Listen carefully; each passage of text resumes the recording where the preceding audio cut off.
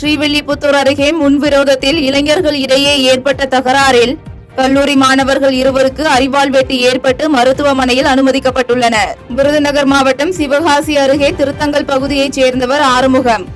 இவர் ராஜபாளையம் தனியார் பொறியியல் கல்லூரியில் 4ஆம் ஆண்டு படித்து வருகிறார்.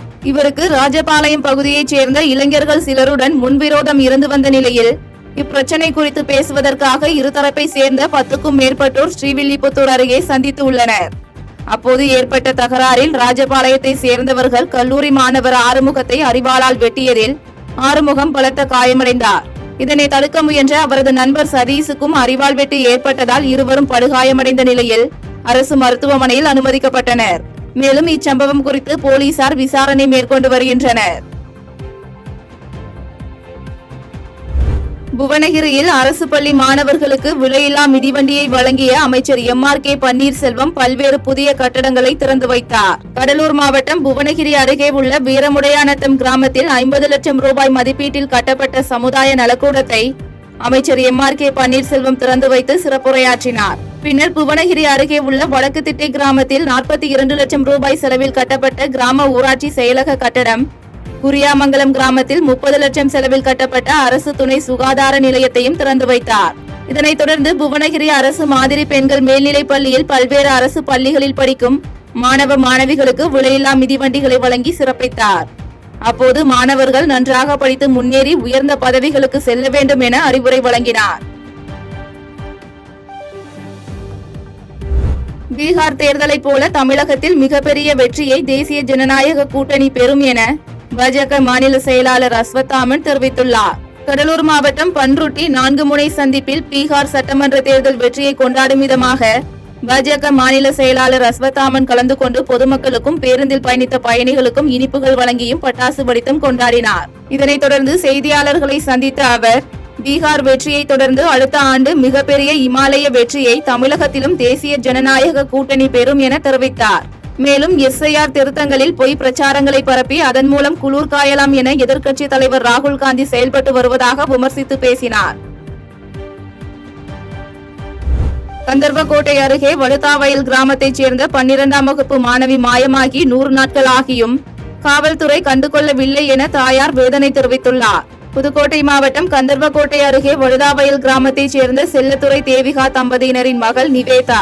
இவர் கிள்ளுக்கோட்டை அரசு மேல்நிலைப் பள்ளியில் 12ஆம் வகுப்பு படித்து வந்த நிலையில் கடந்த ஆண்டு 11ஆம் வகுப்பில் 2 பாடங்களில் தோல்வியுற்ற நிலையில் கடந்த ஜூலை 10ஆம் தேதி கீரனூரில் உள்ள அரசு ஆண்கள் மேல்நிலைப் பள்ளியில் தோல்வியுற்ற பாடத்திற்கு தேர்வு எழுதுவதற்காக சென்ற நிவேதா வீடு திரும்பவில்லை என கூறப்படுகிறது.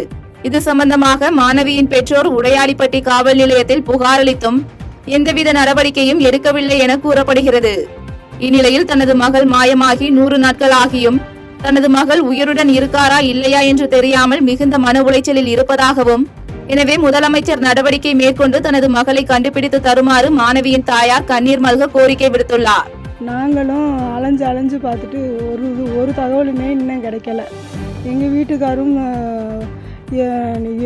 2 தடவை சாவ போகிறேன்னா அவங்களும் முடிவு எடுத்துட்டு ஓயாமல் அவங்கள இது பண்ண முடியலை. டெய்லியும் எங்களுக்கு வீட்டில் அதிக டார்ச்சராக இருக்குது. நாங்கள் உசுரோட இருக்கிறதுக்கு நாங்கள் குடும்பத்தோடு இறந்து போயிடணும்னு கூட முடிவு எடுத்துட்டோம். ஆனால் எங்களுக்கு எந்த உதவியுமே எந்த இதுவுமே இல்லை.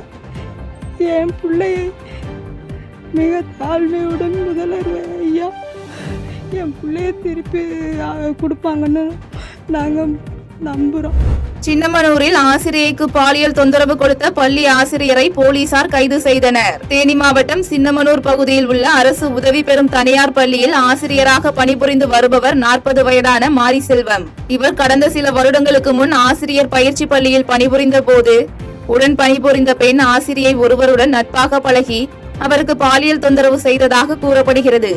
அது மட்டுமின்றி ஆசிரியை குறித்து நாளிதழ் ஒன்றில் அவதூறு செய்தி மாரிசெல்வம் தூண்டுதலில் வெளியிட்டதால் தான் தற்கொலைக்கு முயன்றதாகவும், எனவே சம்பந்தப்பட்ட நபர்கள் மீது நடவடிக்கை எடுக்க கோரி பாதிக்கப்பட்ட ஆசிரியை மாவட்ட காவல் கண்காணிப்பாளர் அலுவலகத்தில் புகார் அளித்தார். புகாரின் பேரில் விசாரணை மேற்கொண்ட சின்னமனூர் போலீசார் ஆசிரியர் மாரிசெல்வனை கைது செய்து சம்பந்தப்பட்ட நாளிதழில் பணிபுரியும் 2 மீது வழக்கு பதிவு செய்தனர். செய்திகளை உடனுக்குடன் தெரிந்து கொள்ள கீழ்கண்ட கேபிள் மற்றும் டிடிஎச் நெட்வொர்க்குகளில் எம் நாடு செய்தி தொலைக்காட்சியை காணுங்கள்.